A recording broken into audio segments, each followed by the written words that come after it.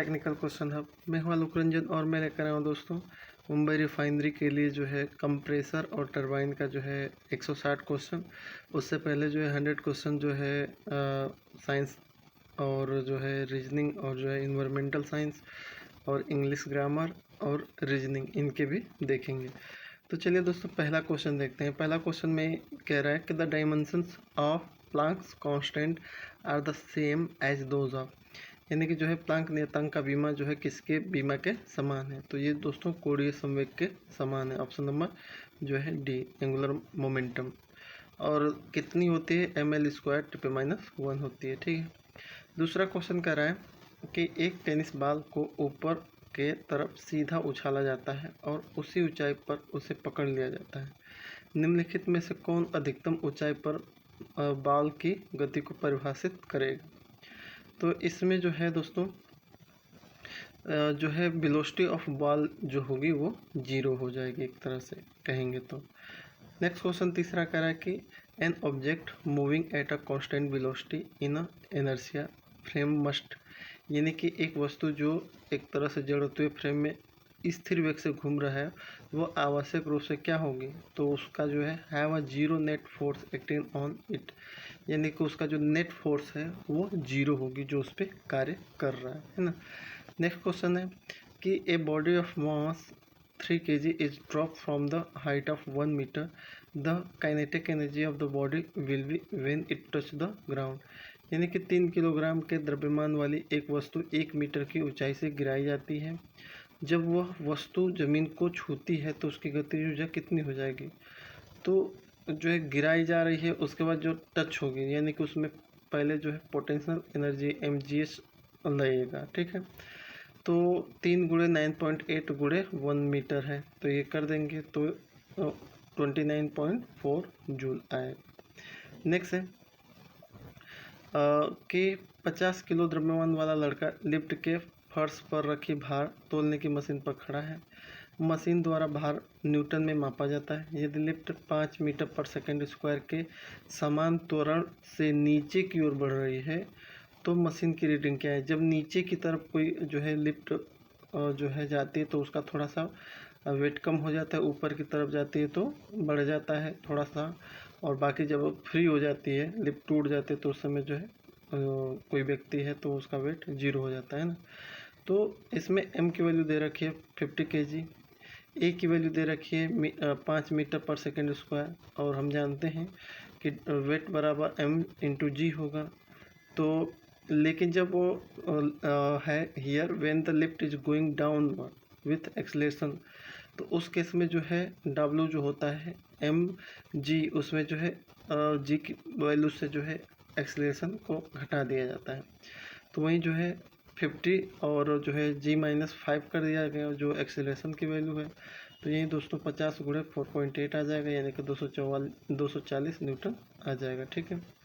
Next question है कि एक जल झिल्ली जो है 10 सेंटीमीटर की लंबाई वाली और परस्पर 0.5 सेंटीमीटर की दूरी पर स्थित दो सीधी समांतर तारों के बीच स्थित है। यदि तारों के बीच की दूरी 1 मिलीमीटर बढ़ा दिया जाता है तो कितना काम हो पाएगा, यानी कि दोनों जो है काम कितना हो पाएगा। सरफेस टेंशन की वैल्यू दे रखा है तो 144 वर्ग आएगा। ये थोड़ा लॉन्ग जो है न्यूमेरिकल है। नेक्स्ट क्वेश्चन है in a gas of diatomic molecule the ratio of the two specific heat of a gas Cp/Cv। ये क्वेश्चन कई बार आ चुका है कि जो है डाई एटॉमिक गैस अणुओं वाली एक गैस के दो विशिष्ट ऊष्मा Cp/Cv का अनुपात कितना रहता है, तो 1.4 रहता है ना। नेक्स्ट है a body has same temperature as that of surrounding the radiation of जो है ratio of radiation emitted and radiation receive from the surrounding is, कह रहा किसी पिंड का तापमान उस परिवेश के तापमान के समान है, यानी कि जितना पिंड का तापमान है उतना ही उसके एटमॉस्फेयर का टेम्परेचर है, दोनों इक्वल हैं। ठीक है। तो उसी केस में कह रहा है कि रेडिएशन जो निकलेगा वो रिसीव होगा या इमिट होगा वो क्या रहेगा, तो दोस्तों 0 रहेगा। क्यों? क्योंकि जो है जब दोनों की जो एक्सटर्नल इंटरनल दोनों इक्वल हैं तो कोई जो है रेडिएशन ना इमिट होगा ना कुछ भी, जो जैसे का तैसे पड़ा रहेगा, यानी कि कोई चेंजेस पॉसिबल नहीं है, तो जीरो आ जाएगा इसका आंसर, है ना। नेक्स्ट है कि निम्नलिखित में से कौन चाँद पर ले जाने पर अपना काल अवधि में परिवर्तन नहीं दिखाएगा। यानी कि जो है कई टाइप के हमारे पास जो है लोलक हैं, जैसे सिंपल पेंडुलम लोलक है, फिजिकल पेंडुलम लोलक है, पेंडुलम है, या टॉर्सनल पेंडुलम है। तो इनमें से किसको अगर हम मून पे ले जाएं तो इनमें कोई चेंजेस नहीं होगी, टाइम पीरियड में कोई चेंजेस नहीं होगी। तो time period T is equal to 2π√L/g होता है, यानी कि जो है चेंजेस इन्हीं में होगा, जो है एल और जी में। तो ये किसके लिए दिया गया था, तो ये दोस्तों ए टॉर्सनल पेंडुलम विमोटिक लोलक के लिए दिया गया था। तो ऑप्शन नंबर सी है कि ये अगर ले जाएंगे तो कोई चेंजेस नहीं होगा। नेक्स्ट है, यदि एक तरंग की आवृत्ति 2 गुना हो जाती है और उसकी गति जो है स्थिर रहती है तो उसका तरंग दैर्घ्य क्या होगा। यानी कि वेव फ्रिक्वेंसी को डबल कर दिया और उसकी जो है स्पीड को कांस्टेंट रखा तो वेवलेंथ पे क्या इम्पैक्ट आएगा, तो वो दोस्तों आधी हो जाएगी। नेक्स्ट है, ए hollow metal sphere of radius 10 centimeter is charged such that the potential on its surface is 80 volt. The potential at the center of the sphere कितना होगा, तो कह रहा है एक धातु से बना खोखला गोला जिसकी त्रिज्या 10 सेंटीमीटर है इस प्रकार से आवेशित है कि उसके सतह पर विभव 80 जो है वोल्ट है, तो गोले का केंद्र पर विभव क्या होगा, तो वो भी 80 ही हो जाएगा। नेक्स्ट है, कह रहा है कि if an electric current is pass through a nervous the man, यानी कि जब इलेक्ट्रिक करंट को किसी तंत्रिका तंत्र व्यक्ति के तंत्रिका तंत्र से गुजारा जाता है तो व्यक्ति क्या होगा, व्यक्ति में क्या परिवर्तन आएंगे, क्या वो हंसने लगेगा, क्या या वह रोने लगेगा, या क्या वो उत्तेजित हो जाएगा, है ना। तो दोस्तों जब भी इलेक्ट्रिक करंट नर्वस सिस्टम से पास होता है तो व्यक्ति क्या हो जाता है, एक्साइटेड हो जाता है, उत्तेजित हो जाता है ना। नेक्स्ट है, जब एक आवेशित कण एक समान चुंबकत्व वाले क्षेत्र में प्रवाहित करता है तो गतिज ऊर्जा क्या होती है, तो गतिज ऊर्जा दोस्तों कांस्टेंट ही रहती है, कोई उसमें चेंजेस नहीं होता है। Next, circuit in a circuit is weighted at if, यानी कि एक सर्किट में धारा करंट जो है रहित है, यानी कि करंट जो है किसी सर्किट में नहीं है। किस केस में, जब दोस्तों resistance in a circuit is zero, जब सर्किट का रेजिस्टेंस जो है जीरो होगा तब। नेक्स्ट है, Maxwell modify form of ampere circulate एक तरह से सर्किटल ला क्या था, तो ये ऑप्शन नंबर डी इसका सही है। कह रहा है कि a plant with green leave place in light will appear, यानी कि एक पौधे के हरे पत्ते को अगर लाल रोशनी में ले जाएंगे तो उसका कलर कैसा दिखेगा, तो उसका कलर ब्लैक दिखेगा। नेक्स्ट है, पानी की एक बूंद 8 अलग अलग बूंदों में विभाजित हो जाती है, तो बूंद के अंदर और बाहर का तरफ जो है अंदर से बाहर की तरफ का जो है दबाव का अंतर क्या होगा, तो उस बूंद का आधा हो जाएगा, जितना बूंद अपना दबाव डाल रही है तो उसका आधा हो जाएगा, है ना।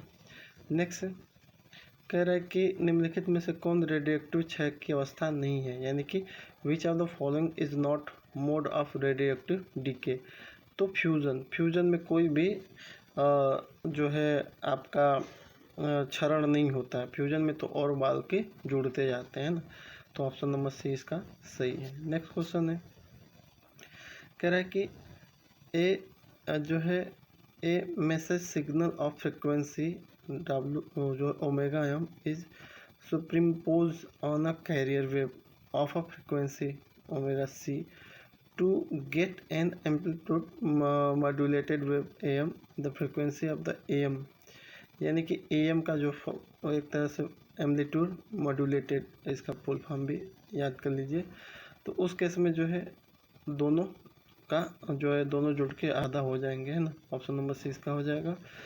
कह रहा है टेम्परेरी हार्डनेस वाटर की किसकी वजह से होता है, तो टेम्परेरी और परमानेंट आपने पढ़ा होगा, टेम्परेरी जितनी भी होती हैं वो कार्बोनेट और बाइकार्बोनेट कैल्शियम बाइकार्बोनेट की वजह से होते हैं, जबकि जो है परमानेंट जो होती हैं वो जो है सल्फेट और क्लोराइड की वजह से होती हैं ना। नेक्स्ट है, what is the number of hydrogen atom present in hydrocarbon form by the hydrogenation of ethylene. जब एथिलीन का हाइड्रोजनेशन होता है तो उस केस में हाइड्रोजन एटम कितने होते हैं, तो उस केस में जो है 6 होते हैं दोस्तों। नेक्स्ट है, the primary chemical reaction during enzyme digestion. जब एंजाइम डाइजेशन होता है तो उस केस में प्राइमरी केमिकल रिएक्शन कौन सी होती है, तो उस केस में दोस्तों हाइड्रोलिसिस होती है। हाइड्रोलिसिस का मतलब कि जो है वाटर के द्वारा या स्टीम, वाटर के द्वारा तो नहीं लेकिन स्टीम के द्वारा जो है हम किसी चीज़ को जो है ब्रेक करते हैं, है ना, तो हाइड्रोलिसिस कहलाता है। नेक्स्ट है, विच gland is a human body is called the master gland. Master gland human body की क्या है, तो वो है तो ये दोस्तों पिट्यूटरी ग्लैंड यानी पीयूष ग्रंथि। नेक्स्ट है, करा कि is a program that translate mnemonic statement into जो है एग्जीक्यूटेबल इंस्ट्रक्शन, तो एक तरह से असेंबलर होती है। नेक्स्ट है, करा है कि इसमें से विच of the following is a physical change. इसमें से फिजिकल चेंज क्या है, तो फिजिकल चेंज जो है आप जानते हो कि फेज जो है उसको रिसाइकल किया जा सकता है, तो कोई भी ऐसी एक्टिविटी जिसको रिसाइकल किया जा सकता है वो फिजिकल चेंज में आता है। जैसे अगर खाना पच जाएगा तो फिर खाना तो आप वहीं का वहीं नहीं ला सकते। कुकिंग गैस जल जाएगी तो फिर कुकिंग गैस प्राप्त नहीं हो पाएगी। अगर मिल्क जो है एक तरह से खट्टा हो गया तो उसको ऐसा कोई विधि नहीं है कि उसको जो है एटलीस्ट जो भी उसको इनिशियल स्टेज में लाया जाए। लेकिन जो है dissolution of sugar into water, अगर आप चीनी को पानी में घोल दो फिर एक बार अगर इसको रिसाइकल करके ओरिजिनल स्टेट में लाना चाहो तो इसको जो है आप इवोपरेट करा दो तो पानी जो है कंडेंस होकर पानी जितना रहेगा वो अलग हो जाएगा, शुगर जो है वहीं का वहीं बैठ जाएगा, क्योंकि वो शुगर जो है एक तरह से नॉन वोलाटाइल है जबकि वाटर जो है वोलाटाइल है। ठीक है, तो जो चीज़ रिसाइकल हो सकती है उसे हम फिजिकल चेंज में लाते हैं, जो चीज़ नहीं हो सकती उसको केमिकल चेंज में लाते हैं। नेक्स्ट है सोइल अब ये इन्वायरमेंट के क्वेश्चन है दोस्तों। देखिए जनरल साइंस के हो गए, अब इन्वायरमेंट के क्वेश्चन सॉल्व करेंगे। तो इन्वायरमेंट में क्या है क्वेश्चन कि जो सॉइल का इरोजन हो रहा है उसका मेन कारण क्या है, तो उसका मेन कारण जो है डिफॉरेस्टेशन है, यानी कि जंगल को काटा जाना है ना।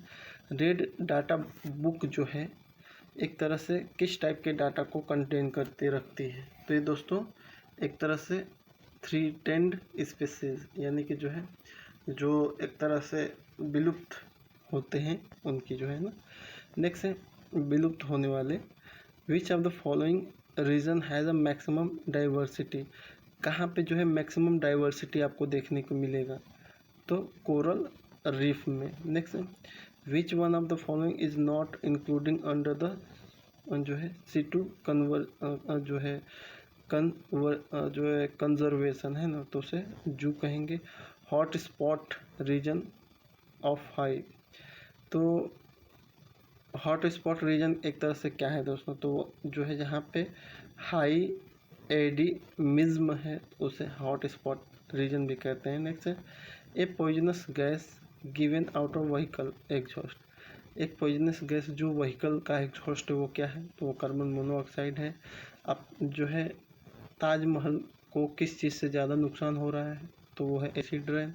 Pollutant that are easily manageable and decomposable in nature, तो उसे हम क्या कहते हैं, जो वो एक तरह से पोल्यूटेंट जिनको हम इजीली मैनेज कर सकते हैं, इजीली डिकम्पोज करते हैं नेचर के साथ, तो उसे कहते हैं बायोडिग्रेडेबल पोल्यूटेंट। BOD का फुल फॉर्म क्या है दोस्तों, तो जो है इसका जो है ऑप्शन नंबर बी है जो है बायोलॉजिकल ऑक्सीजन डिमांड, लेकिन इसमें जो है बायोकेमिकल ऑक्सीजन डिमांड भी है, ऑप्शन नंबर डी भी कह सकते हैं। लेकिन ये पता ना जो है ये एंसर शीट जो है क्वेश्चन आया हुआ है तो वहाँ पे आंसर शीट में जो है ऑप्शन नंबर बी को लिया है बायोलॉजिकल ऑक्सीजन डिमांड, लेकिन जो है कुछ बुकें जो हैं बायोकेमिकल ऑक्सीजन डिमांड है, जैसे एनसीईआरटी वगैरह में तो बीओडी का फुल फॉर्म तो बायोकेमिकल ऑक्सीजन डिमांड है।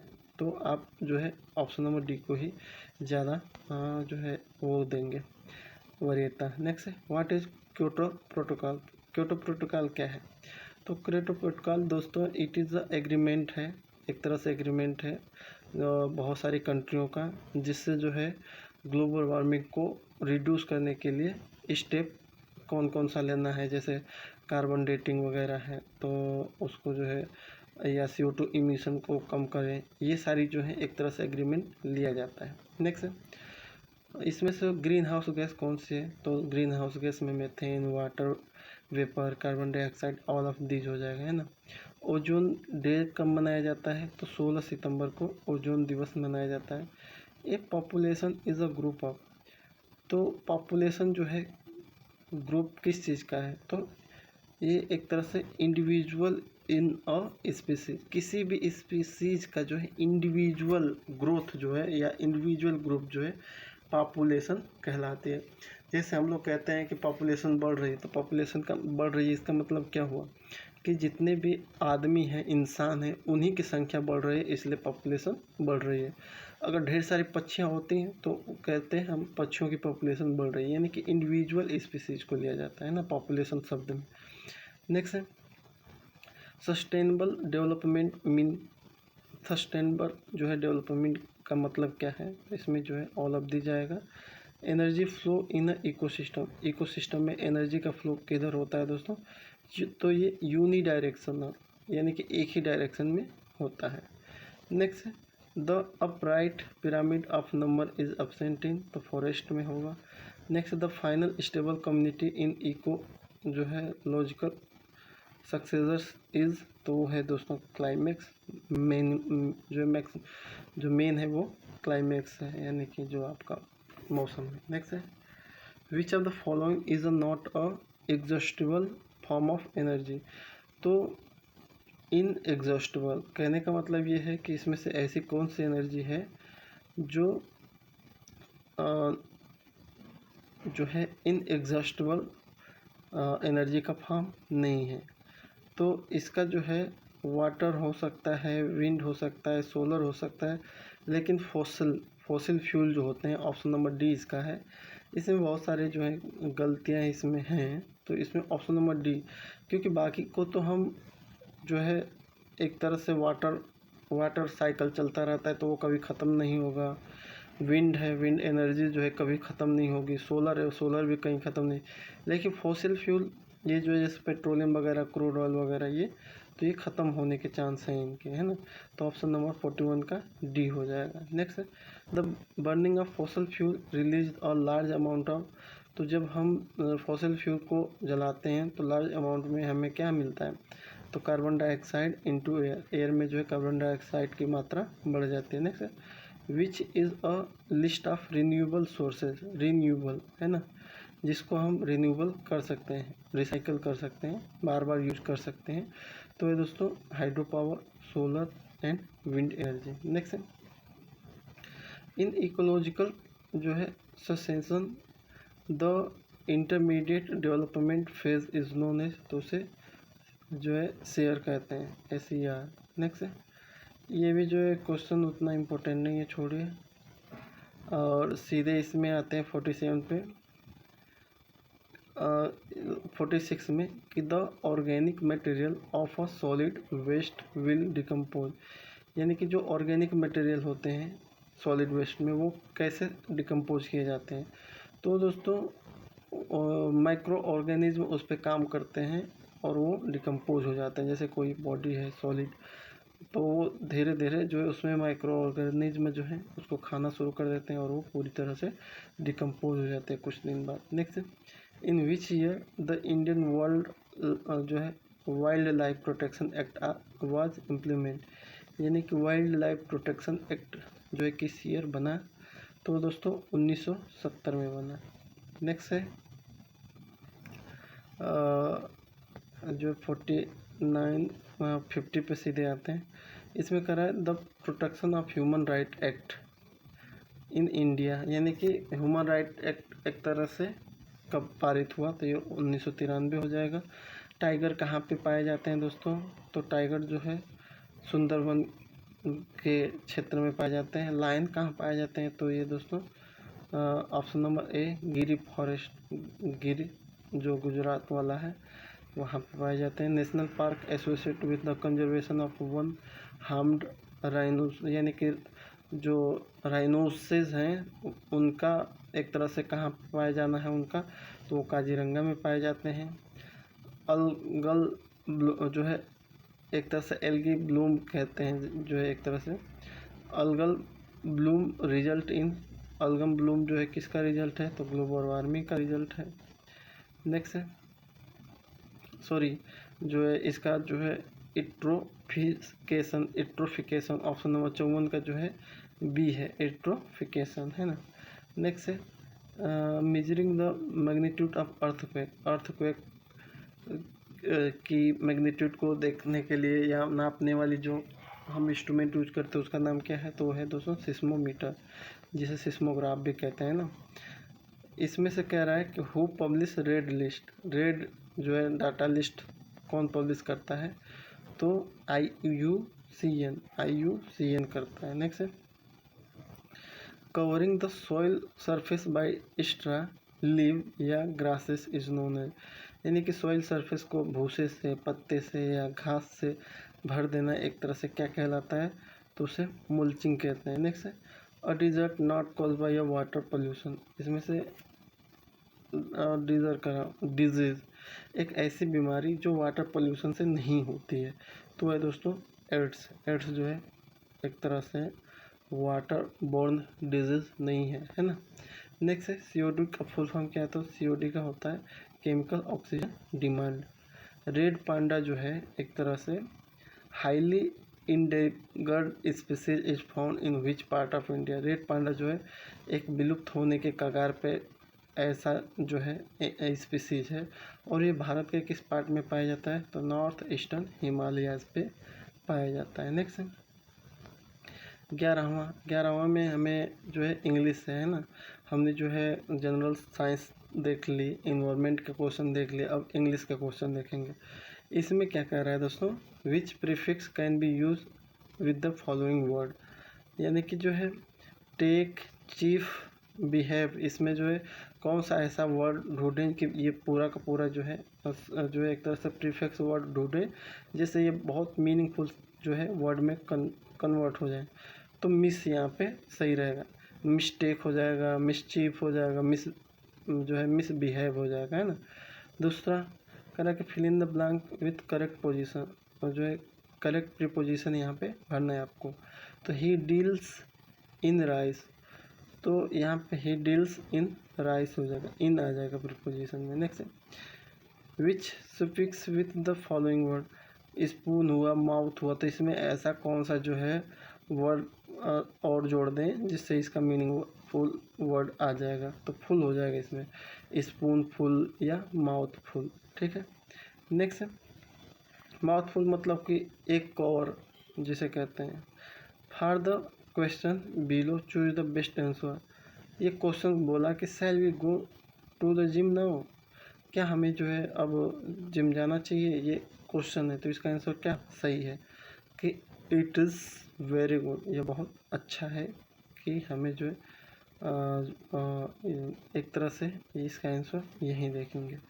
नेक्स्ट है which is adjective in a given sentence, the tall girl met a boy, यानी कि जो लंबी लड़की है वो एक लड़के से मिली, तो इसमें एडजेक्टिव क्या है, तो इसमें टाल, लंबा जो है एक तरह से एडजेक्टिव है, ठीक है।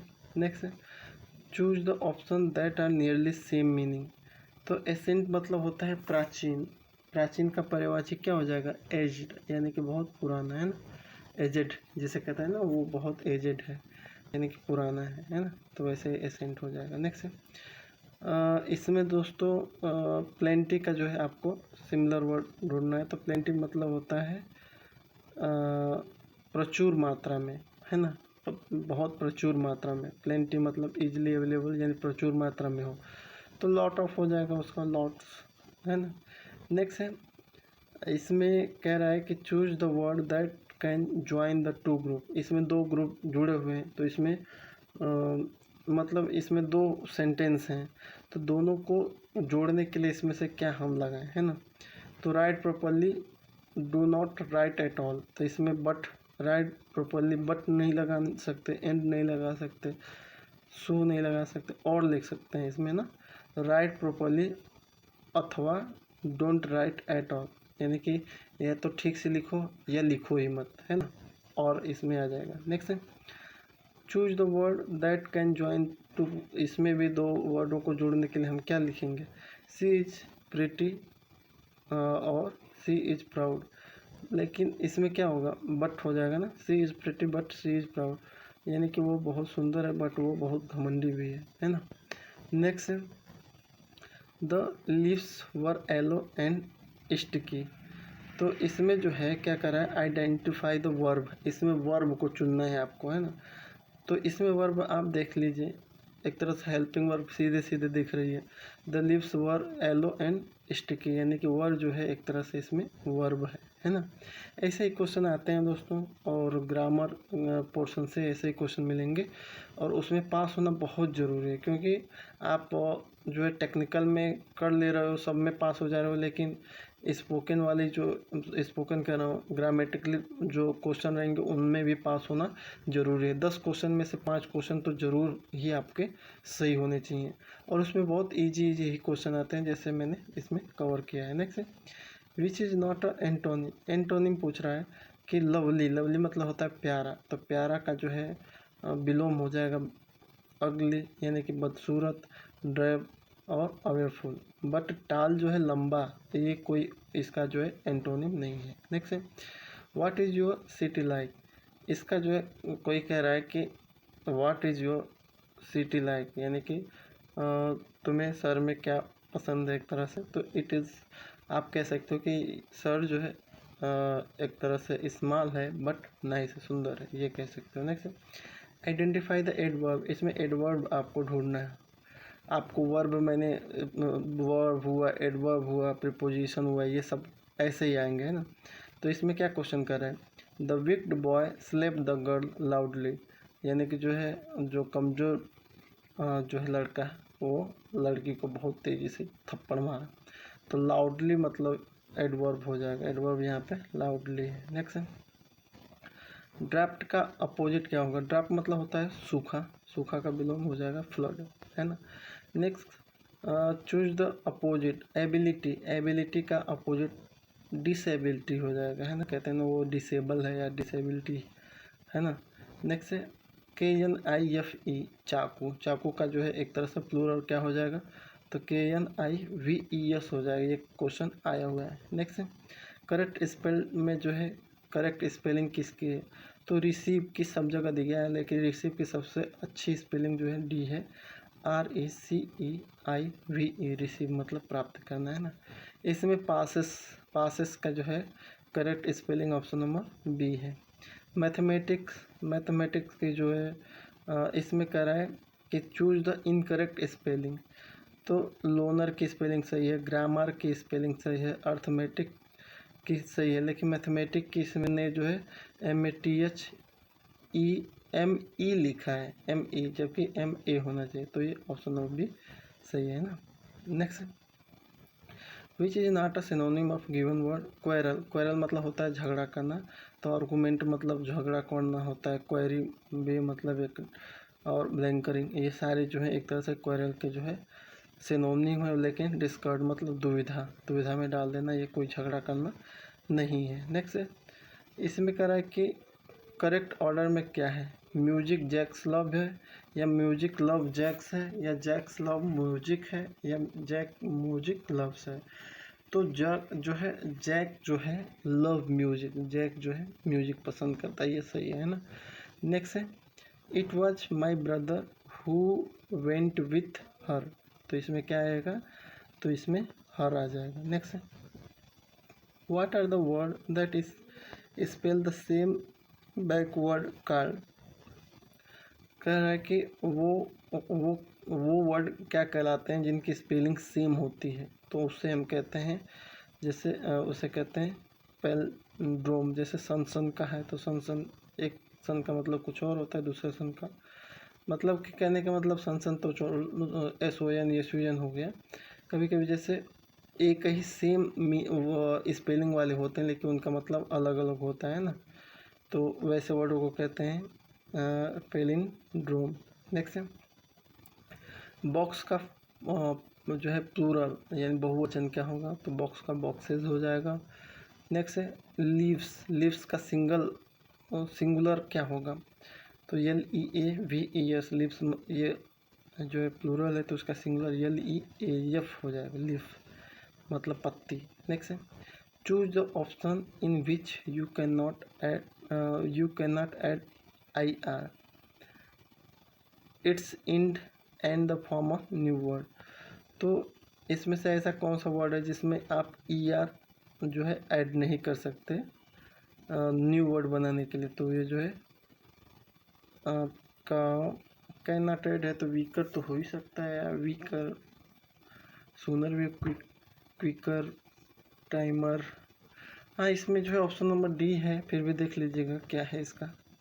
नेक्स्ट है क्वेश्चन 87 कि there are not many people here, यानी कि इसमें क्या आएगा, मेनी भरा जाएगा। नेक्स्ट है you should do your homework, तुम्हें अपना होमवर्क करना चाहिए, ये भरने में सही आएगा। नेक्स्ट है choose the correct word order, I lent him by I lent him my pencil, तो इसमें जो correct order I lent him by pencil हो जाएगा, ऐसे इन चारों में से है ना। नेक्स्ट क्वेश्चन कह रहा है कि choose the option to which you can add LY, तो सुनली हम ऐड कर सकते हैं एज ए न्यू वर्ड बनाने के लिए, ठीक है। अब आ जाइए हमने जो है देख लिया जनरल साइंस के, उसके बाद इन्वायरमेंटल साइंस के, उसके बाद जो है इंग्लिश ग्रामर। अब देख लेते हैं रीजनिंग और मैथ के। तो रीजनिंग और मैथ में देखते हैं क्या है। पहला क्वेश्चन कह रहा है कि एक संख्या में आप जो है दोस्तों परेशान मत होइएगा, इसका जो है इंग्लिश में भी मैंने यहाँ पे लिखा हुआ है ना। इंग्लिश वाले इंग्लिश को देख लेंगे, समझ लेंगे, हिंदी वाले हिंदी को समझ लेंगे, है ना। तो पहले एक क्वेश्चन मैंने इसमें हिंदी में जो लिखा है कि एक संख्या में 2 अंक है जिनका योग 11 है, ठीक है। यदि इस संख्या में 27 जोड़ा जाए तो वो अंक आपस में बदल लेते हैं। तो इसमें ऑप्शन नंबर डी देखिए, 4 7 11 होगा और उसमें 27 जोड़ेंगे तो 74 हो जाएगा, जो आपस में बदल जा रहे हैं ना। तो ऑप्शन नंबर जो है इसका डी है।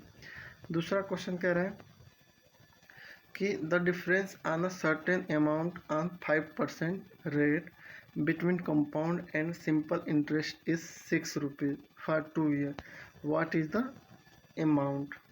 तो देखिए दोस्तों CI और SI क्या डिफरेंस दे रखा है, 6 रुपये, और टाइम भी दे रखा है 2 साल, रेट दे रखा है 5%, ठीक है। तो बस आपको फार्मूला लगाना है CI minus SI equal to जो है P गुणे जो है R² अपन 100 का स्क्वायर, ये हमारा फार्मूला होता है। यहाँ पे हमें P की वैल्यू निकालनी है तो इधर उधर करके P की वैल्यू आप निकाल देंगे तो 2400 निकल के आ जाएगा। नेक्स्ट कह रहा है कि in examination a student is awarded 4 marks for correct answer and 1 mark is deducted for wrong answer.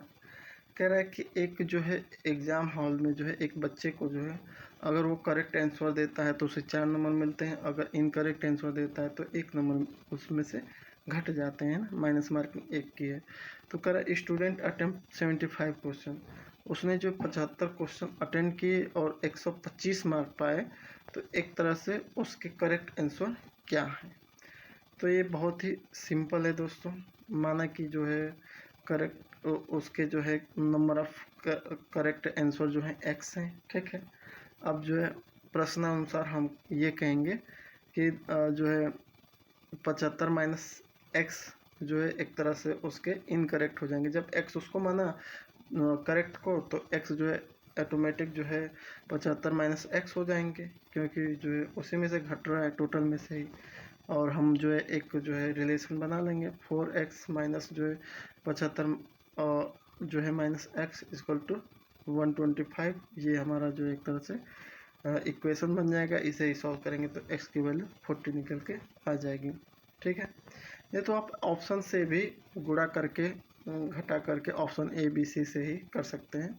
नहीं तो ये इक्वेशन है, इससे भी हो जाएगा, इक्वेशन बन जाएगा, x की वैल्यू निकल आएगी। नेक्स्ट है, I reach my office 40 minute late if I walk from my house at a speed of 3 kilometre per hour. यानी कि जब मैं 3 किलोमीटर पर हावर से चलता हूँ तो मैं 40 मिनट लेट हो जाता हूँ ऑफिस पहुँचने में।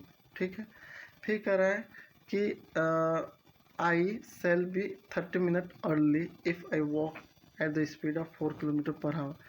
यदि मैं जो है 4 किलोमीटर पर हावर की स्पीड से चल रहा हूँ तो 30 मिनट पहले ही पहुँच जाता हूँ। ठीक है, तो ये पूछ रहा है कि find the distance between the my house and office in kilometre. यानी कि जो है डिस्टेंस सब पूछ रहा है ना, ऑफिस से घर तक का। तो S1 स्पीड उसने कितना रखा था, तो इसने जो है स्पीड रखा 3 किलोमीटर पर हावर। ठीक है, तो इसे S1 यानी कि पहली स्पीड हो जाएगी। दूसरी जो है दूसरा कौन सा मान रहा है कि जब वो 4 किलोमीटर पर हावर, यानी कि S2 कितना हो जाएगा 4 किलोमीटर पर हावर। तो टाइम डिफरेंस दोनों में कितनी हो जाएगी दोस्तों, 40 + 30/60 है ना। तो 7/6 जो है उसका टाइम डिस्टेंस हो जाएगा। तो डिस्टेंस जो अगर हम निकालेंगे तो इसका फार्मूला हो जाएगा S1 × S2 गुणे टाइम डिफरेंस अपॉन स्पीड का डिफरेंस। तो डिस्टेंस बराबर 3 × 4 × 7/6/1 हो जाएगा। दोनों का डिफरेंस क्या हो जाएगा, 4 - 3 करेंगे तो 1 ही आएगा, है ना। तो इसको सॉल्व कर लेंगे तो 14 इसकी वैल्यू आ जाएगी। नेक्स्ट है, in a survey it was found that 65% people listen TV news, 40% read जो है न्यूज़पेपर, वाइल 25% फॉलो बोथ। ठीक है, तो इसमें से ये बताना है आपको कि how many % of people neither listen TV news और नॉट रीड न्यूज़पेपर। तो ये 20% निकल के आ जाएगा। ठीक है, अब जो है 96 में कह रहा है कि जो है क्वेश्चन मार्क की जगह पे क्या आएगा। तो ये कैसे सॉल्व कर रहा है, देखिए 2 का स्क्वायर करेंगे तो 4, फिर 4 का स्क्वायर करेंगे तो 16, 16 4 कितना हो जाएगा 20। वैसे ही 3 का स्क्वायर करेंगे 9, 9 का करेंगे तो 81, 81 और 9 जोड़ेंगे तो 90 हो जाएगा। तो ऐसे ही सेम ऐसे ही है, 7 का स्क्वायर करेंगे तो 1, और 1 का स्क्वायर करेंगे 7, 7 7 49 प्लस 1 यानी 50 हो जाएगा, है ना। तो ऑप्शन नंबर सी आ जाएगा। इसको अगर हिंदी में देखना है दोस्तों तो हिंदी में जो है ये है, एक बार हिंदी में भी देख लीजिए। अगर इंग्लिश वाले ना समझ में आए तो इसमें से देख के आप इसको सॉल्व करेंगे और जो है करेक्ट आंसर लाने की कोशिश करेंगे। नेक्स्ट है,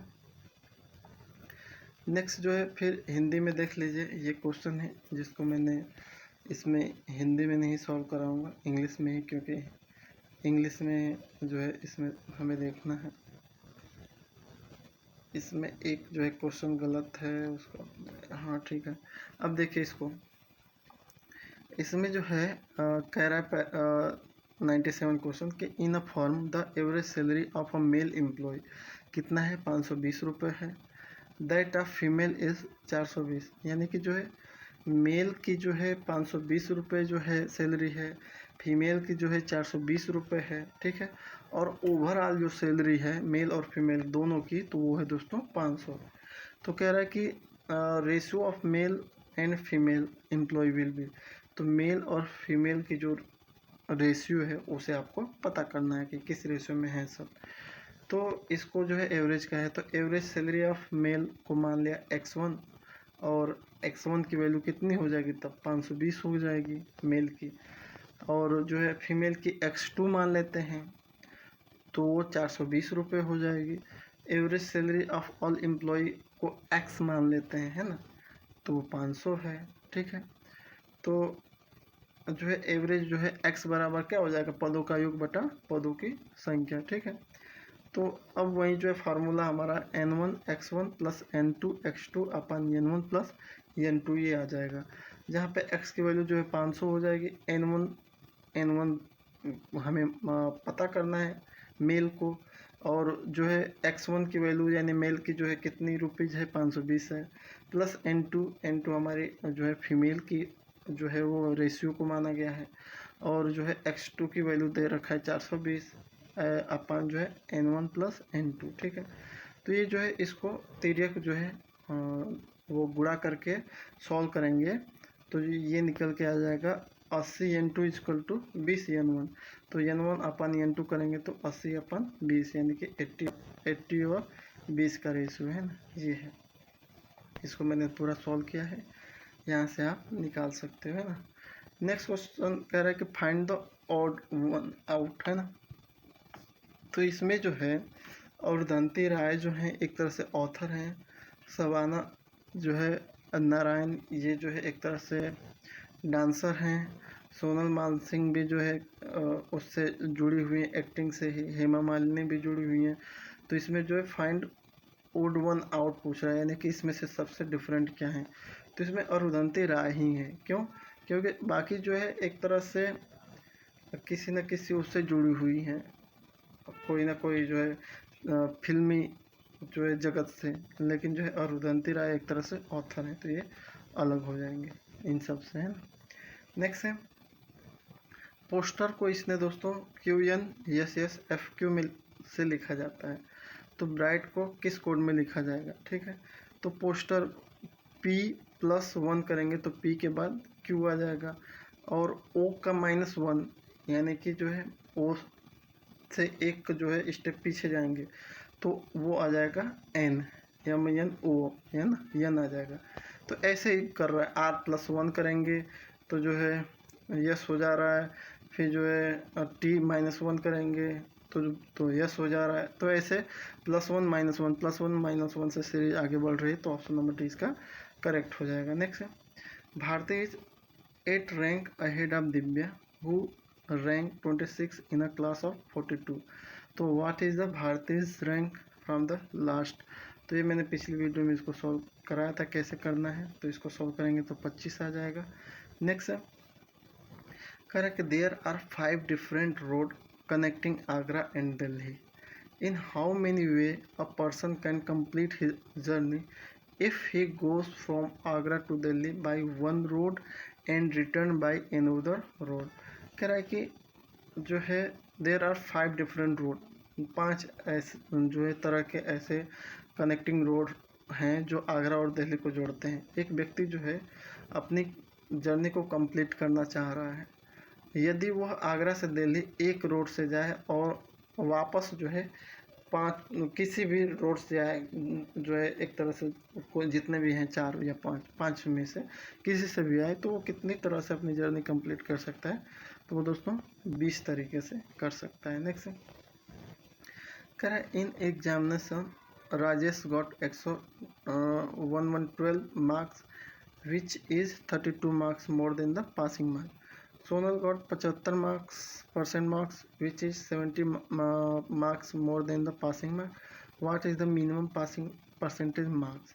तो इसमें जो है मान लेंगे कि मिनिमम जो है मैक्सिमम मार्क जो है n है, तो प्रश्न अनुसार जो है 75n/100 - 70 इक्वल टू 112 - 32 हो जाएगा। फिर यहाँ से इसको तिर्यक गुणा भाग करके सॉल्व करेंगे तो पासिंग मार्क जो है 80 निकल के आ जाएगा, जो कि इसमें 80 कोई ऑप्शन नहीं है, तो इसलिए ये जो है नॉन ऑफ दीज हो जाएगा। नेक्स्ट ये हिंदी वाला है, देख लीजिए एक बार, इसको सॉल्व कीजिए, और बाकी जो है मैं इंग्लिश में जो है उसको डिस्क्राइब करूँगा। ठीक है, अब चलिए देखिए इंग्लिश में देखते हैं। इंग्लिश में ही हमेशा समझने की कोशिश करना चाहिए दोस्तों। इसमें कह रहा है a man is facing south, he turn 135 anti clockwise and then 180 clockwise, which direction he is facing now, है ना।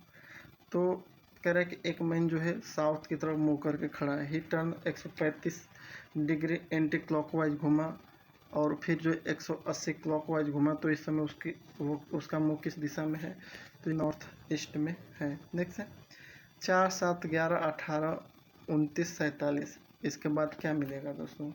तो इसमें देखिए 4 + 3 जोड़ा तो 7 लाया, फिर 7 में 4 जोड़ा तो जो है 11 लाया, 7 4 11, फिर जो है 11 में 7 जोड़ा तो 18 लाए, फिर 18 में 11 जोड़ा तो 29, यानी कि 3 4 7 11 18 29 47 ऐसे जो है, मतलब जो वैल्यू आ रही है उसी को इसने जोड़ता चला जा रहा है ना।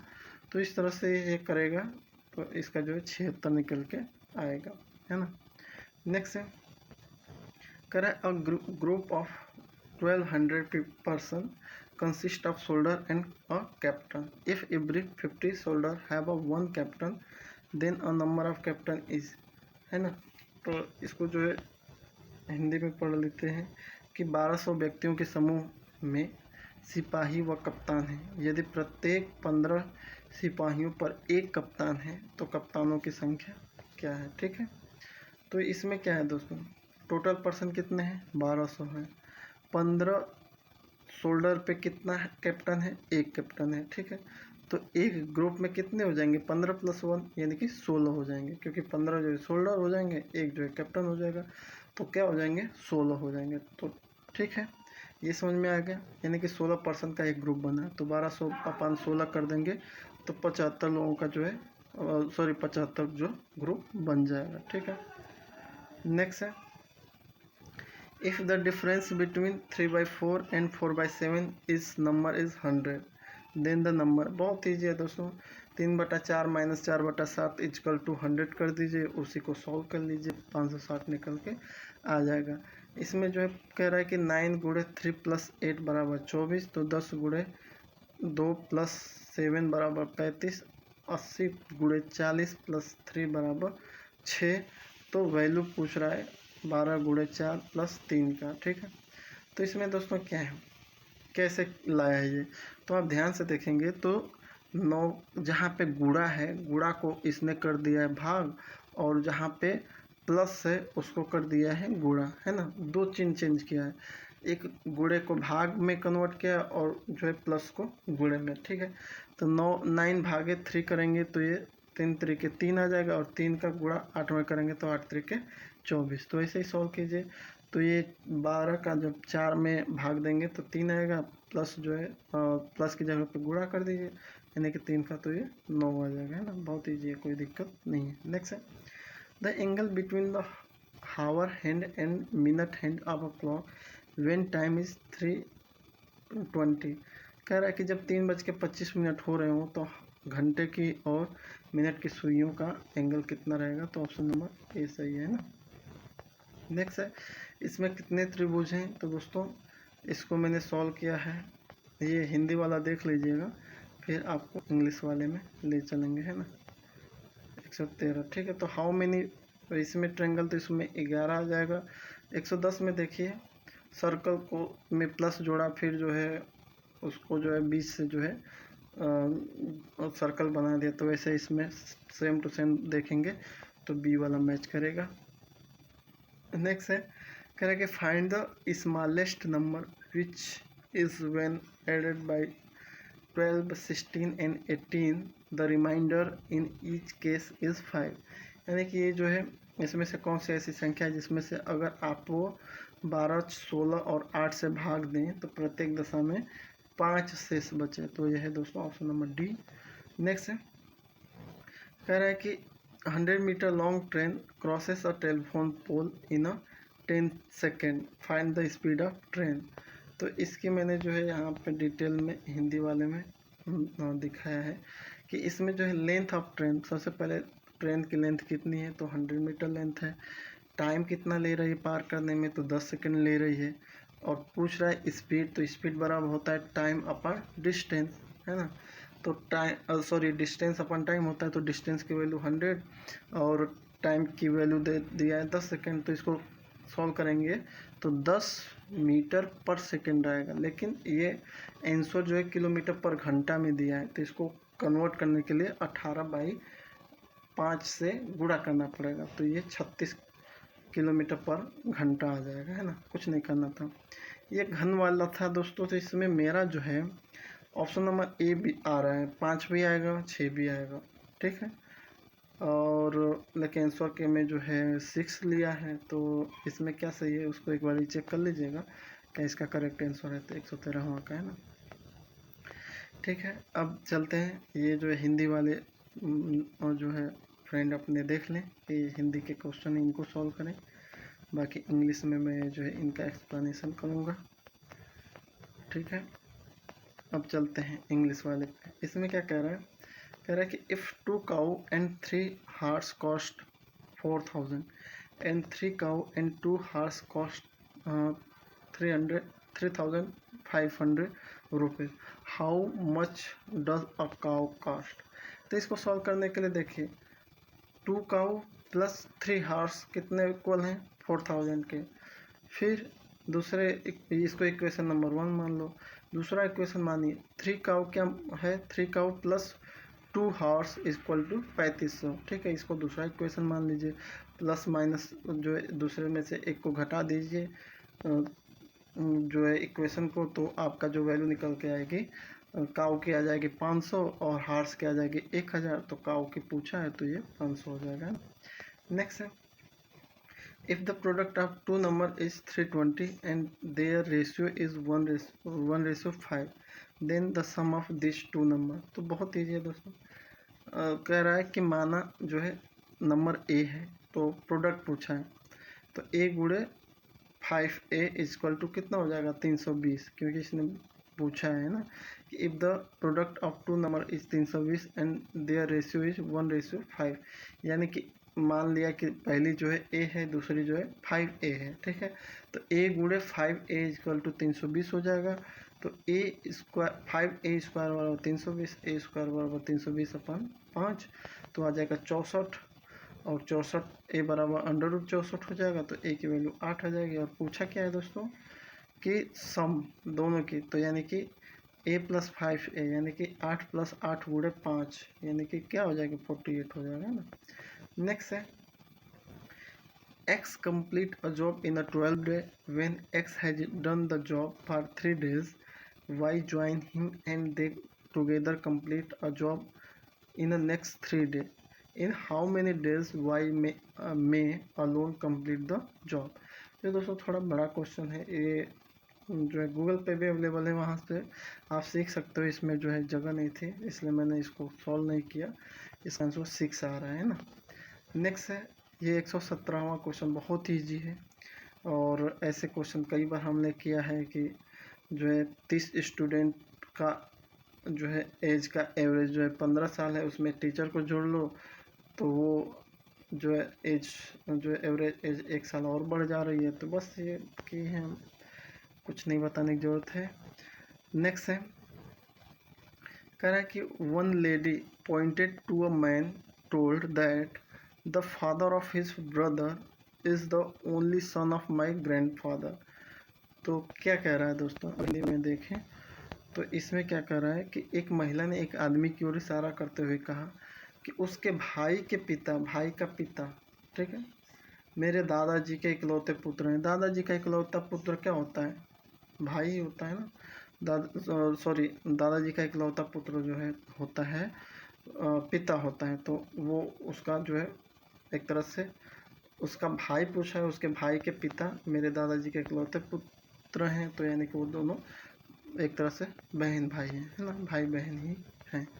नेक्स्ट है, कह रहा है कि 119वां कह रहा है कि the price of a commodity is increase 60%, how much less percentage of the commodity should be consumed by the consumer, so the expenditure on that commodity should be remain the same, है ना। तो इसमें क्या कह रहा है दोस्तों कि एक वस्तु की कीमत जो है 60% बढ़ गई, उपभोक्ता को उस वस्तु के उपभोग में कितने प्रतिशत की कमी करनी चाहिए ताकि उस वस्तु पर किया गया जाने वाला जो खर्चा है वो क्या रहे, मतलब अपरिवर्तनीय रहे, है ना, कोई चेंजेस उसमें न आए। तो ये दोस्तों ऐसा क्वेश्चन आया हुआ है, कई बार आया हुआ है। तो इसको सॉल्व करने के लिए जो है क्या करें, माना कि हमने जो है कि जो कमोडिटी की जो प्राइस होगी वो 100 रुपीज़ होगी, तो 60% बढ़ाने पे वो क्या हो जाएगी, 160 हो जाएगी। तो रिक्वायर्ड रिडक्शन हमारा क्या हो जाएगा, तो रिक्वायर्ड रिडक्शन, एक सेकेंड दोस्तों, ये थोड़ा सा कभी कभी गड़बड़ हो जाती है। तो इसमें दोस्तों रिक्वायर्ड जो रिडक्शन हो जाएगा उसका जो होगा दोस्तों फार्मूला, तो ये हो जाएगा 160 माइनस 100/160 हो जाएगा, है ना। टोटल नीचे रहेगा 160 माइनस 100 हो जाएगा, इंटू 100 कर देंगे तो 60, 160 में से 100 घटाएंगे 60/160 गुणे 100 वही रहेगा। तो इसको सॉल्व करेंगे तो ये 37.5 हो जाएगा, है ना। नेक्स्ट है, इसमें क्या कह रहा है, ए मैन बॉट और 2 टी शर्ट 650 रुपये में, he sold one of them at a gain 7% and the other 6% loss. तो फिर पूछ रहा है कि on the whole he neither gain और lost, the lost of the shirt respectively were, है ना, लॉस्ट कह रहा हूँ, कॉस्ट, है ना। तो इसमें कह रहा है कि एक व्यक्ति जो है 650 रुपये में 2 टी शर्ट खरीदी और जो एक को 7% के लाभ पे बेच दिया और दूसरे को 6% की हानि पे बेच दिया, और इसके दौरान उसको न लाभ हुआ न हानि हुई, तो कॉस्ट प्राइस क्या हुई, ये जो है पूछ रहा है कि उस मतलब पूरा इसके दौरान जो है कास्ट जो है दोनों वस्तुओं की जो है कॉस्ट क्या है ना। तो उसको सॉल्व करते हैं। उसको जो है दोस्तों जो है यहाँ पे है, कैसे सॉल्व करेंगे, तो 7% ऑफ CP1 कितना है, 6% ऑफ CP2 है, कॉस्ट प्राइस 1 और कॉस्ट प्राइस 2, ठीक है। तो CP1/CP2 करेंगे तो 6/7 हो जाएगा, ठीक है। और अब क्या करेंगे, जो कि इसने जो है वैल्यू दे ही रखी है, तो CP1 जो हमारा क्या निकल के आएगा, 6/13 गुणे 650, 13 कहाँ से आया, 7 और 6 जोड़ेंगे तो वो टोटल हो जाएगा ना, तो 13 हो जाएगा। तो CP1 करेंगे तो CP1 में क्या किया था उसने जो है आपका लॉस हुई थी, तो 6/13 गुणे 650 कर देंगे तो 300 हो जाएगा। CP2 में क्या करेंगे, 7/13 करेंगे और 650 करेंगे तो 350, है ना। तो ये दोनों की वैल्यू क्या हो जाएगी, 300 और 350 हो जाएगी। बहुत शॉर्ट में है ये, ज़्यादा इसमें कुछ वो है नहीं। अब दोस्तों आ गया कंप्रेसर और टरबाइन के, ठीक है। लेकिन कंप्रेसर और टरबाइन के हम जो है वही क्वेश्चन सॉल्व करेंगे जो क्वेश्चन पूछा गया है और ऑलरेडी आ चुका है, ठीक है। तो ये क्वेश्चन सारे देखते जाइएगा, बाकी जो क्वेश्चन आया है हम उसी पे फोकस करेंगे। ये है दोस्तों चौथा क्वेश्चन आया हुआ कि एडियाबेटिक कंप्रेशन क्या है। तो ये क्वेश्चन आया हुआ है कि इसमें जो है नो हीट लीव आर न enter the compressor cylinder during compressor, है ना। तो ये आया है ना। और एक ये पांचवा क्वेश्चन आया है कि the capacity of compressor is 5 जो है MQ पर मिनट। तो इसमें जो है ये क्या रिफ़र कर रहा है, तो ये जो फ्री एयर को रिफ़र कर रहा है, जो फ्री एयर हो रही है ना। इसके अलावा कौन सा क्वेश्चन आया, ये क्वेश्चन आया सातवां कि the most efficient method of compressing air to compress it, तो आइसोथर्मली, मतलब कि सबसे इम्पोर्टेंट जो मेथड जो है कंप्रेसर का कंप्रेस करने के एयर की, वो कौन सा है, तो आइसोथर्मल है ना। मैक्सिमम, ये आठवां भी आ चुका है कि maximum work is done in compressor air when the compression is तो आइडियाबेटिकली, है ना। बी वाला इसका करेक्ट है। नेक्स्ट है the pressure and temperature condition for air at a suction of compressor. जब सक्शन का जो कंप्रेसर का सक्शन होता है तो वहाँ पे जो है प्रेशर जो होता है वो एटमॉस्फेरिक प्रेशर से कम होता है, और जो टेम्परेचर जो होता है स्लाइटली जो है बढ़ा हुआ होता है। ऑप्शन नंबर ई वाला सही है ना। नेक्स्ट है कह रहा है कि isothermal compressor efficiency can be attended by running the compressor at a very slow speed, ये भी पूछा गया है। और ये जो है 11वां the compressor capacity with increase, ये क्वेश्चन आया हुआ है दोस्तों, the compressor capacity with decrease in suction temperature, है ना। जब कह रहा है कि जो कंप्रेसर की कैपेसिटी होगी वो घटेगी जब सक्शन का टेम्परेचर क्या होगा, बढ़ेगा। और इसका क्या मतलब है दोस्तों, क्योंकि जो है अगर सक्शन एयर का टेम्परेचर बढ़ेगा तो यानी कि उसकी जो है एक तरह से डेंसिटी बढ़ेगी तो वॉल्यूम जो है कम होगा। यानी कि कहते हैं ना, जब किसी गैस को गर्म करेंगे तो वो फैल जाती है ना। तो जो है फैल जाएगी तो उसका वॉल्यूम क्या हो जाएगा, बढ़ जाएगा। तो यानी कि वो जो है उस कंप्रेसर को ज़्यादा मेहनत करनी पड़ेगी उतनी ही एयर को वो क्या करना है, कंप्रेस करने के लिए। इसी का उल्टा अगर सक्शन टेम्परेचर डाउन कर दो आप, तो जो है डेंसिटी उसकी बढ़ जाएगी एयर की, मतलब कि लार्ज अमाउंट में जो है, छोटे स्पेस में जो है लार्ज अमाउंट में आपको एयर मिल जाएगी, और उसको जो है कंप्रेस करेंगे तो कंप्रेसर की भी कैपेसिटी बढ़ जाएगी, है ना। तो ये थोड़ा सा टेम्परेचर का रोल होता है ना। नेक्स्ट है, ये 12वां क्वेश्चन पढ़ लीजिएगा, ये आया हुआ है। और 13वां नहीं, ये 14वां तो अभी जल्दी ही रिसेंटली आया है कि एरोप्लेन में किस टाइप का कंप्रेसर होता है, तो एक्सियल फ्लो होता है, ये जो है अभी विशाख रिफाइनरी में ही आया था। इंटर कूलिंग इन कंप्रेसर, ये भी क्वेश्चन आया हुआ है कि इंटर कंप्रेसर में इंटर कूलिंग क्या होती है। तो ये दोस्तों, ये दो जो इंटर कूलिंग का जो पर्पज़ होता है ये होता है कि इससे जो है result in saving of power, इसमें जो पावर की सेविंग भी होती है, क्योंकि जो है गिवन वॉल्यूम पे सबसे ज़्यादा जो है हमें जो है एयर मिल जाती है ना। ठीक है। नेक्स्ट है, ये क्या है कि ये सब पढ़ लीजिएगा पीवी डायग्राम पे, जो कंप्रेशन साइकिल जो है उसमें जो है क्या क्या प्रोसेस हो रही है ना, आइडियल कंप्रेसर के लिए, है ना। नेक्स्ट है, विथ क्लियरेंस विदाउट क्लियरेंस, ये सब इम्पोर्टेंट है, पढ़ लीजिएगा, आने के चांस हैं इनके। और रेशियो ये सब पढ़ लीजिएगा, बाकी हम जो इम्पोर्टेंट है उन्हीं पर देखेंगे। हाँ, ये क्वेश्चन आया हुआ है कि द रेशियो ऑफ वर्क, है ना, वर्क डन पर साइकिल टू द सेप्ट वॉल्यूम, इन दोनों का जो रेशियो क्या कहलाता है, तो मीन इफेक्टिव प्रेशर कहलाता है।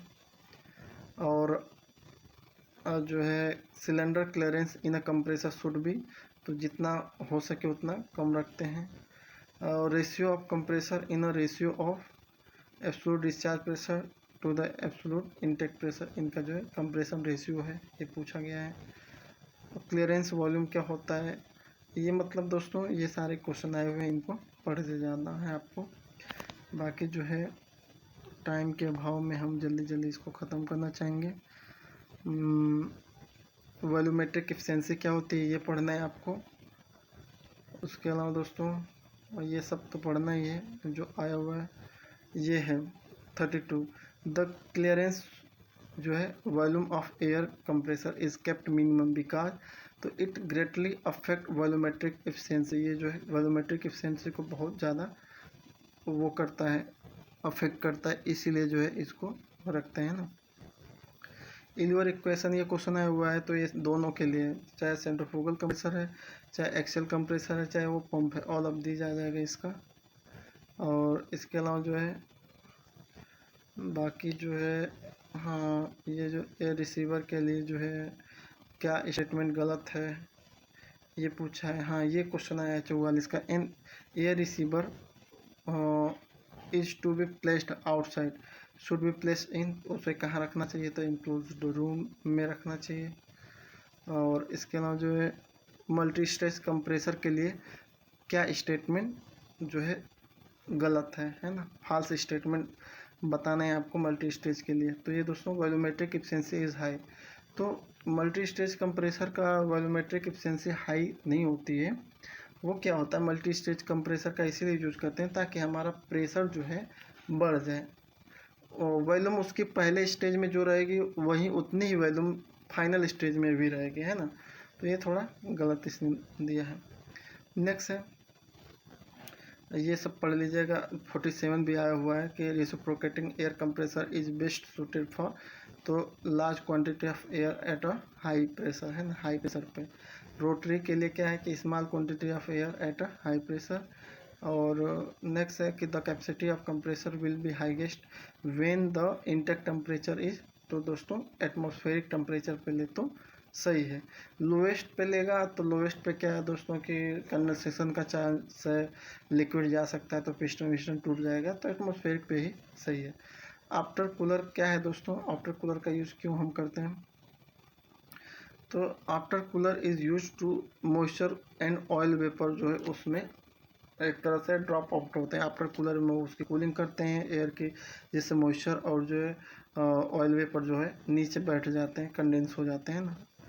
और नेक्स्ट है to avoid moisture trouble the compressor air mean line should be, तो drop gradually toward the point of use, वहाँ पे थोड़ी ड्रॉपिंग पॉइंट देनी पड़ेगी। सेपरेशन इन अ सेपरेटर जो है, सेपरेटर जो होता है कंप्रेसर में, उसको कहाँ इंस्टॉल किया जाता है, तो उसे आफ्टर कूलर और एयर रिसीवर के बीच में, है ना। ऑप्शन नंबर डी इसका सही है।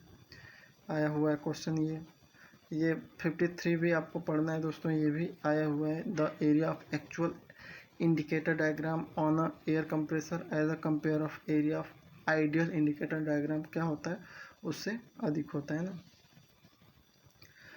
जो है एयर कंप्रेसर में भी कंट्रोल जो है, चाहे वो मतलब कि जो प्रेशर कंट्रोलिंग की बात होती है, तो चाहे वो थ्रोटलिंग डिवाइस हो, चाहे क्लियरेंस कंट्रोलिंग हो, चाहे ब्लो ऑफ कंट्रोल हो, किसी से भी आप जो है एक तरह से प्रेशर को कंट्रोल कर सकते हैं कंप्रेसर के। ये 56 57 भी इम्पोर्टेंट है। The thrust on a rotor in a centrifugal compressor is produced by, तो एक्सियल कंपोनेंट, ये तो पढ़ लीजिएगा, ये भी इम्पोर्टेंट है। और जो है, हाँ ये क्वेश्चन आया हुआ है कि अगर हम कंप्रेसर को हाई एटीट्यूड पे रखें तो उस समय जो है क्या होगा, तो हाई एटीट्यूड पे दोस्तों लेस पावर देगा, वो कम पावर देगा, है ना।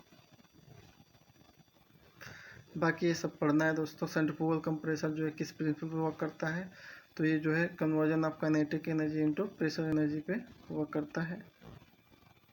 बाकी इसमें बहुत सारे क्वेश्चन के आंसर गलत दिए हैं, उनको आपको जो है फाइंड आउट करके सही जो है चुनना है दोस्तों। इसमें जो है बहुत सारे आंसर गलत हैं, जिसको आपको देखना है। हर जो है लिस्ट वर्क किस में पॉसिबल है, तो आइसोथर्मल में लिस्ट वर्क है जो है पॉसिबल है। मैक्सिमम किस में है, तो ये दोस्तों एडियाबेटिक में है, या पॉलीट्रोपिक कह सकते हैं। और बाकी जो है 67 68 ये सब पढ़ते जाइए, ये सारे क्वेश्चन आएगा। बेस लोड और जो है बाकी जो इम्पोर्टेंट हैं वो मैं बता रहा हूँ बस। ये जो है question, the advantage of multi stage compressor over a single stage compressor, single stage compressor के अपेक्षा जो है मल्टी स्टेज कंप्रेसर का एडवांटेज क्या है, तो इसका ऑल ऑफ दी जाएगा। क्या क्या है दोस्तों, देख लीजिएगा, पढ़ लीजिएगा इसका। और लॉसेस इन कंप्रेसर, ये क्वेश्चन आया हुआ है कि कंप्रेसर में लॉसेस किसकी वजह से होता है, तो ऑल ऑफ दी जिसका आ जाएगा। और ये सब पढ़ना है। इस हर क्वेश्चन को एक्सप्लेन नहीं कर पाऊँगा मैं, टाइम थोड़ा सा शॉर्ट है दोस्तों। और लेकिन आपको सब पढ़ना है एक तरह से। मेनली जो है, जो आज तक मेरे सामने क्वेश्चन आए हैं वो मैं बता दे रहा हूँ। फॉलोइंग बेस्ट, हाँ ये क्वेश्चन है, for supplying intermediate small quantity of air, मतलब स्मॉल क्वांटिटी हाई प्रेशर पे अगर रखना है तो आपको कौन सा कंप्रेसर रखना है, तो रेसिप्रोकेटिंग कंप्रेसर चाहिए उस केस में। डिफ्यूजर जो है कंप्रेसर में किस लिए यूज होता है, तो ये दोस्तों काइनेटिक एनर्जी को प्रेशर एनर्जी में कन्वर्ट करने के लिए हम डिफ्यूजर लगाते हैं उसमें। और बाकी ये सब जो है thermodynamic efficiency of rotary compressor, rotary compressor का थर्मोडाइनमिक एफिशिएंसी किस पे बेस्ड है, तो दोस्तों एडियाबेटिक कंप्रेशन पे है। कोकिंग की जो समस्या है दोस्तों वो क्या है, ये क्वेश्चन कोकिंग और सर्जिंग, तो ये कोकिंग जो है ये पढ़ लीजिएगा, fix mass flow rate regardless of pressure ratio, ये और एक सर्जिंग का भी है, आगे मिल जाएगा, वो दो क्वेश्चन आए हुए हैं। Maximum delivery pressure rotary air compressor का कितना होता है, तो जो है 10 kg से ऊपर होता है। सर्जिंग, सर्जिंग जो फिनोमिना है वो क्या है दोस्तों, ये क्वेश्चन कई बार आ चुका है, कंप्रेसर से अगर कोई क्वेश्चन उठाता है तो सर्जिंग जरूर रखता है ना। तो इसमें अनस्टेडी और पीरियोडिक और रिवर्स फ्लो की फिनोमिना है ना ये।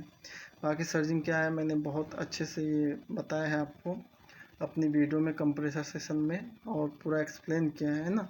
तो सर्जिंग ज़रूर पूछता है, सर्जिंग जो है एक तरह से ये 104 105 ये बहुत ही इंपॉर्टेंट क्वेश्चन है, आपको पढ़ना है इसको। 106 सब आपको पढ़ते जाना है दोस्तों, थोड़ा सा टाइम की शॉर्टेज है, और ये जो है सब पढ़ते जाइएगा। बहुत धीरे धीरे मैं इसको मूव ऑन कर रहा हूँ। गैस टरबाइन किस प्रिंसिपल पे वर्क कर रही है, ओपन जो साइकिल गैस टरबाइन है वो किस प्रिंसिपल पे है। ये सारे क्वेश्चन इंपॉर्टेंट है, ये टरबाइन के हैं थोड़े, इनको भी देख लीजिएगा। ये क्वेश्चन है thermal efficiency of gas turbine as a compare of diesel plant. Diesel plant के अपेक्षा ये गैस टरबाइन की जो एफिशिएंसी है, थर्मल एफिशिएंसी वो क्या होगी, तो लेस होगी। और एल फ्यूल रेशियो जो है 50:1 के हैं इसके लिए। Hottest point of a gas turbine, gas turbine का हॉटेस्ट पॉइंट कौन सा होता है, तो दोस्तों ऑप्शन नंबर डी बिटवीन जो है इसमें जो है इनलेट जो ब्लेड होता है उसी पे सबसे ज़्यादा हॉटेस्ट प्लेस उसका होता है। इनलेट ब्लेड पे ही तो आप वो जो है स्टीम को गिराते हो। और बाकी ये सब देखते जाएगा। इस एफिशिएंसी ऑफ गैस टरबाइन को इंक्रीज कर सकते हैं कैसे, एडिंग रीजनरेटर का यूज करके। बाकी जो है 134 ये जो है गैस टरबाइन में किस टाइप का एयर कंप्रेसर लगा होता है, तो एक्सेल फ्लो टाइप का होता है। ये भी क्वेश्चन इंपॉर्टेंट है, आया हुआ है। और बाकी जो है ये सब पढ़ लीजिएगा एक बार, हो सकता है आ जाए क्वेश्चन तो ठीक है। और बाकी जो प्रोड्यूसर गैस को कैसे प्रोड्यूस किया जाता है ये क्वेश्चन आया हुआ है। ये सीटी का है, केमिकल टेक्नोलॉजी से ये क्वेश्चन पूछता है कि जब हम कोक या जो है कोल जिसमें एंथ्रासाइड कोल या चारकोल को जो है एयर के साथ मिक्स करा के स्टीम से ब्लास्टिंग कराते हैं तो हमें जो है प्रोड्यूसर गैस मिलता। वाटर गैस कैसे प्राप्त होता है, वाटर गैस का फार्मूला क्या है, ये सारे जो है इम्पोर्टेंट हैं। और बाकी जो है ये सब जो है पढ़ लीजिएगा। In axial flow gas turbine the work ratio is the ratio of, work ratio का जो है किस किस का रेशियो ये पढ़ लीजिएगा दोस्तों। और intercooling in a gas turbine result, तो ये जो है increase on net output but decrease in thermal efficiency. बाकी दोस्तों 160 ये जो है एक तरह से 160वां जो क्वेश्चन है, a close gas turbine in which fuel is burn directly in the air and not possible because, मतलब कहने का मतलब है कि क्लोज गैस टरबाइन का हम जो है एक तरह से इस्तेमाल नहीं कर सकते क्योंकि उस केस में जो है प्योरिटी ऑफ ऑक्सीजन जो है पॉसिबल नहीं होता है ना। तो एक 160 क्वेश्चन जो है आपके जो है टरबाइन और कंप्रेसर के हैं और ये क्वेश्चन बहुत इंपॉर्टेंट है। और जो है इसको आप देख लीजिएगा। समय के शॉर्टेज की वजह से हमने पूरा एक्सप्लेन नहीं कर पाया, इसके लिए सॉरी। थैंक्स फॉर वॉचिंग दोस्तों, जय हिंद।